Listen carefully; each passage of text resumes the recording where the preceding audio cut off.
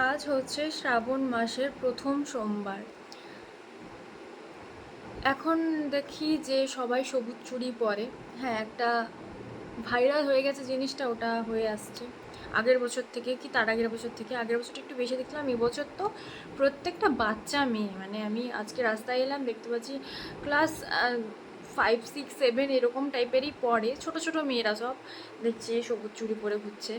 এবারে সবুজ চুড়ি পরার একটাই কারণ, আমি যেটুকু জানি যে মহাদেবের সবুজ কালারটা খুব পছন্দ, আর যেহেতু এটা হচ্ছে শ্রাবণ মাস, মহাদেবের জন্ম মাস, এই মাসটাতে সবুজ চুড়ি পরলে মহাদেব খুশি হয় বা এরকম সামথিং, আমি যেটুকু জানি। আর তোমরা কি জানো অবশ্যই কমেন্টে জানাও।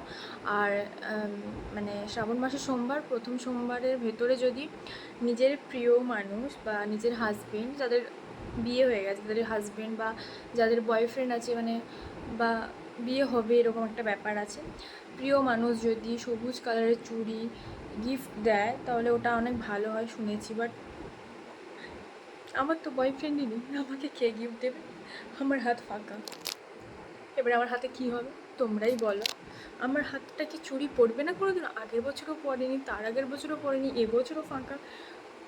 মানে কোন বছর আমি আমার বয়ফ্রেন্ড বা হাজব্যান্ডের হাত থেকে চুড়িটা নিয়ে আমার এই হাতে পরতে পারবো বা ও আমাকে পরিয়ে দেবে? লাইফে কোনো দিনও কিচ্ছু হবে না আমার, নিজেকে এনেই পড়তে হবে। আমার ইচ্ছে করছে পড়তে, সবার দেখে দেখে। আমি পড়লে ভাববে লোকে আমাকে বয়ফ্রেন্ড এনে দিয়েছে।